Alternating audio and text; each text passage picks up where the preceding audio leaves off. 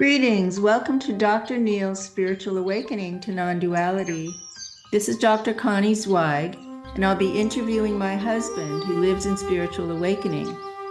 You may have heard about this or read about it, but you may not know someone who lives it day to day. We'll be exploring how non-duality developed in Dr. Neil as I've observed it over 25 years, and as he directly experiences it every day. Each podcast will explore a different theme. We look forward to you joining us.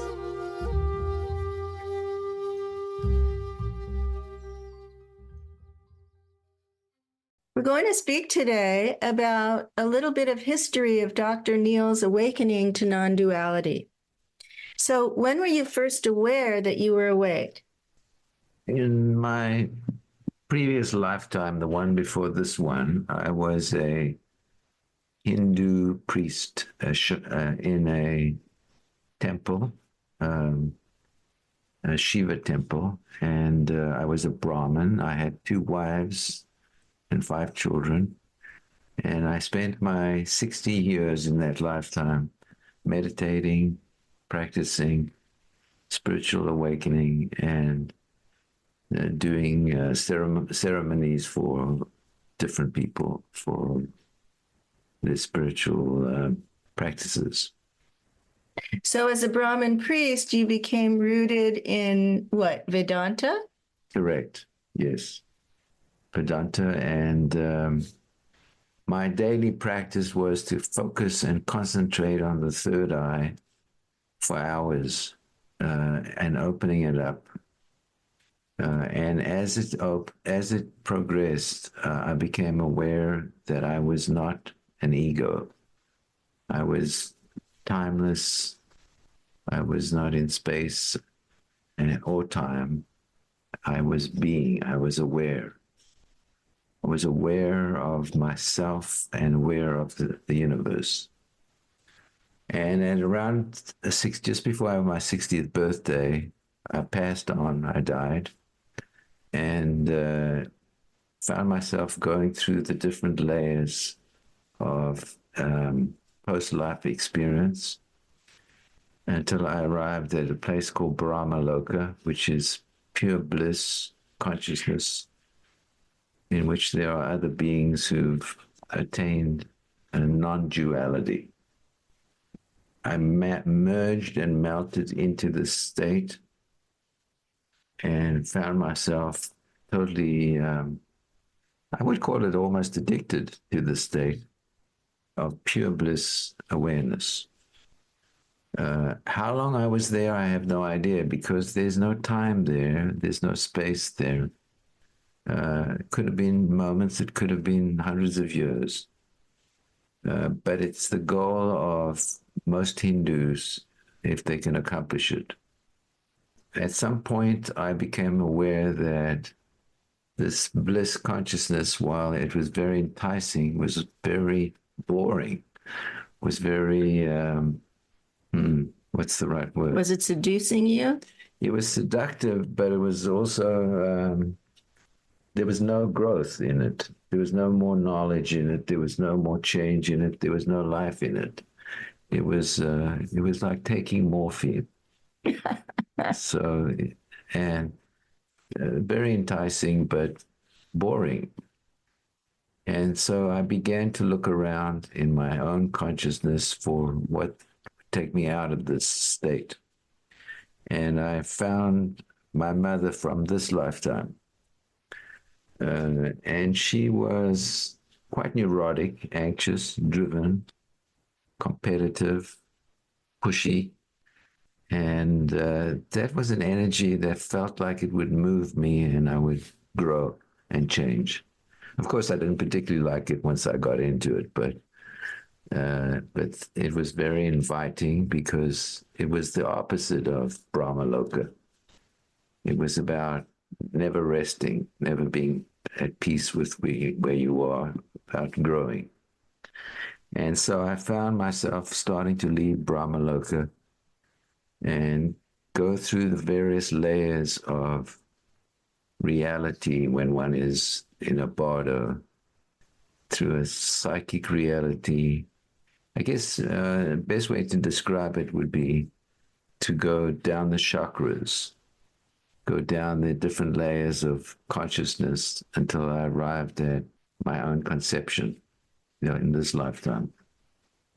And that was the beginning of becoming aware that I was in my mother's body, and I was experiencing a fairly pleasant state, not the same as Brahmaloka bliss consciousness, but a warm, caring, nurturing state, and which would help me grow and change and become. And I was attached to my present body and began to grow as physically grow. So I have a question. Mm-hmm. So you're using I, mine, and yet you're not incarnated yet. You're post-death on another plane, choosing incarnation again, beginning to descend. So who is this I in these experiences? What are you identified with without a body mind? Well, as someone in Brahmaloka, I was identified with being, bliss, and consciousness. That was my identification.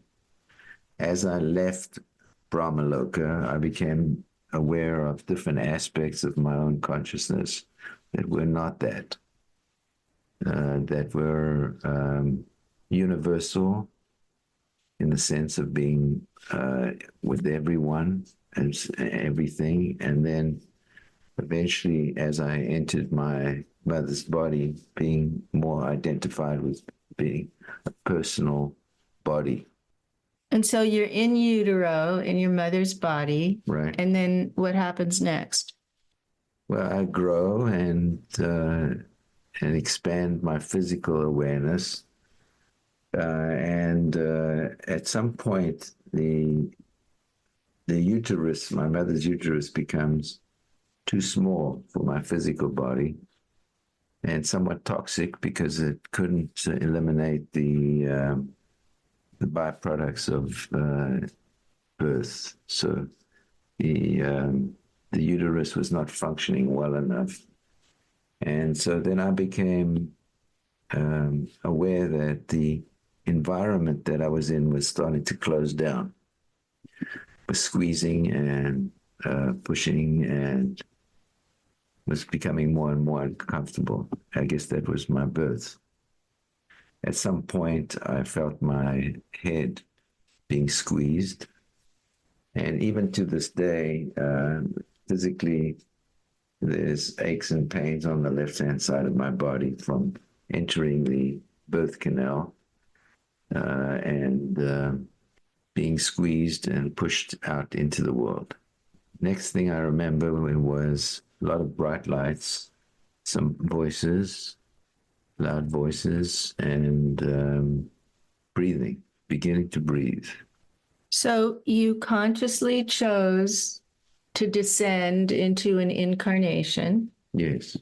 And what happened to the level of awareness in which you were awake in the last lifetime? I forgot about it. In Judaism, there's a saying that when you're born, an angel comes and strikes your head and you forget about everything from the past. That's more or less what happens, except there's no angel doing it. It's you doing it to yourself.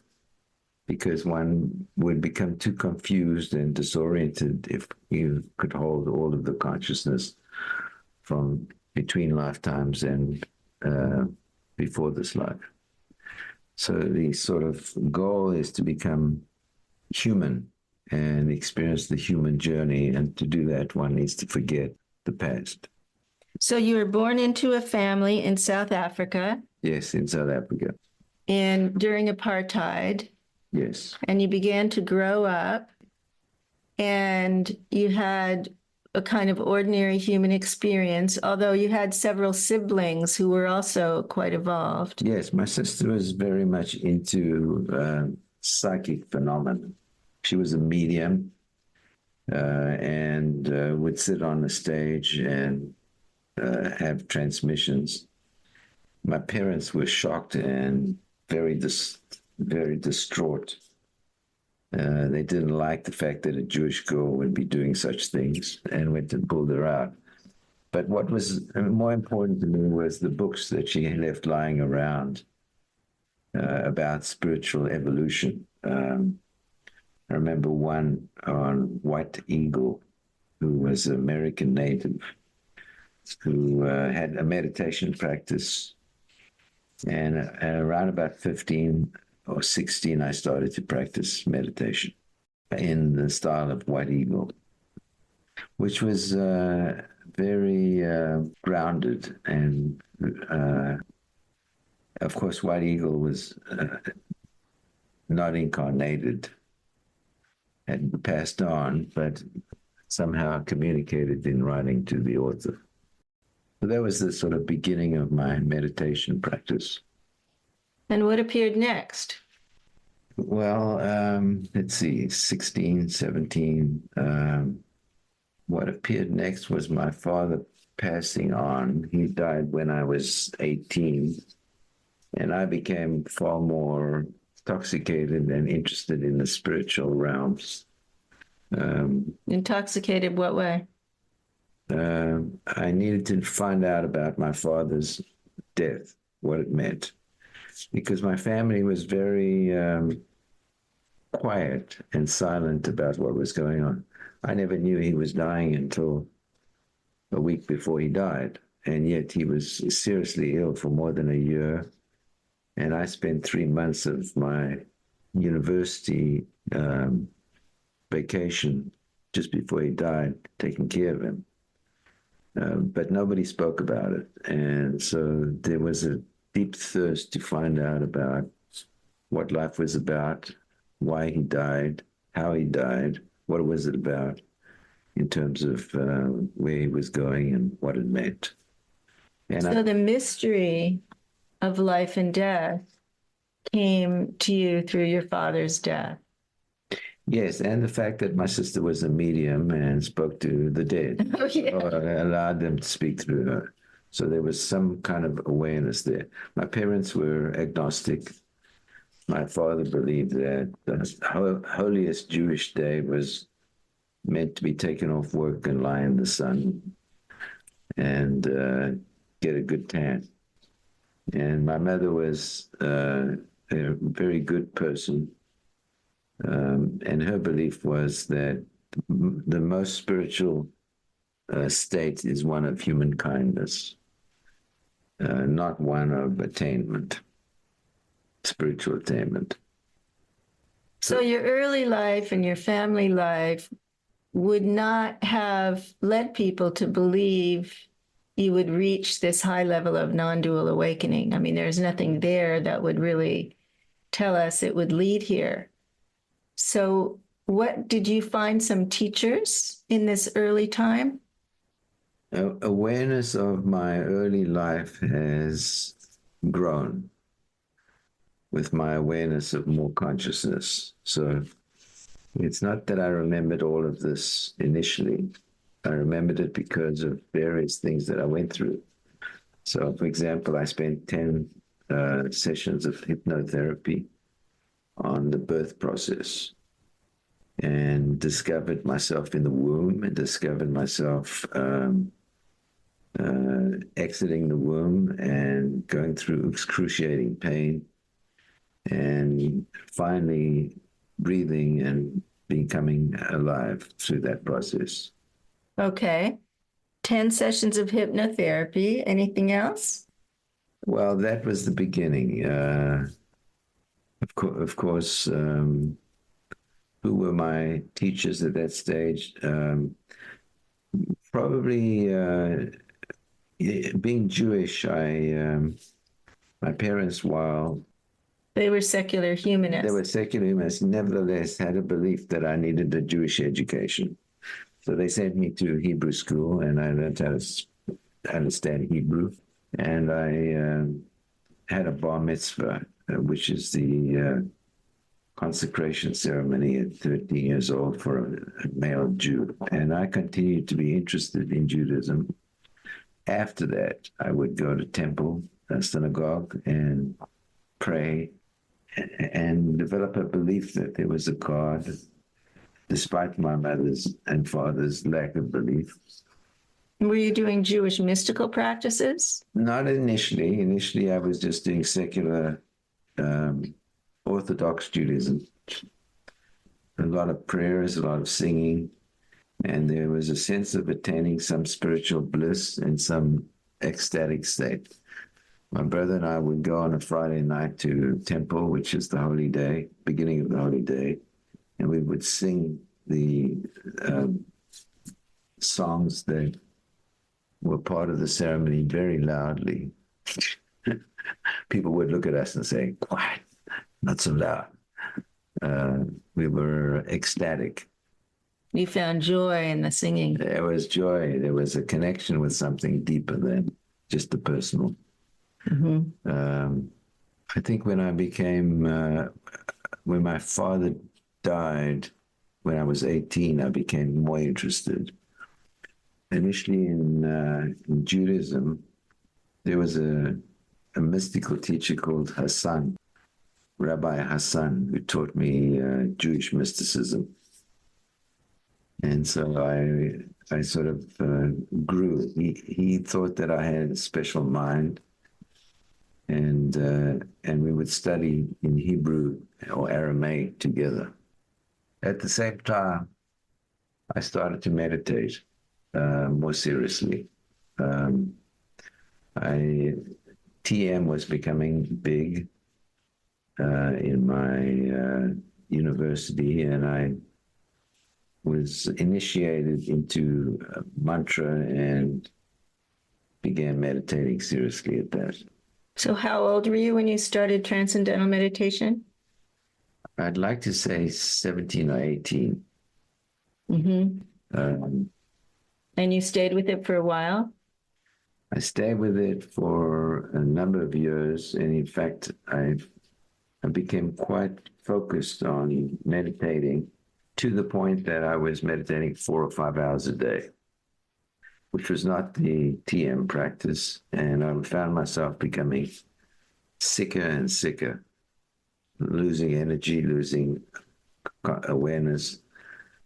And now when I look back at it, I think I was on the wrong path. It was not meant for me to be spiritual so early. But I became seriously ill, and a friend of mine invited me to go and see a healer who she thought was quite remarkable. His name was Neat. That's his last name. So to be continued. So this was the first spiritual teacher that Neil really met. And we're going to pick up on this next time because there was a breakthrough in his consciousness with this encounter with this teacher.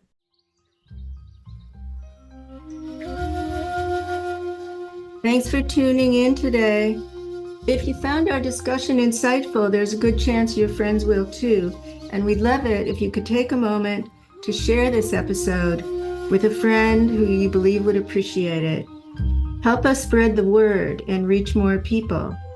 And follow us on any platform. Turn on your episode notifications so you never miss new content. Thanks for being part of our podcasting journey.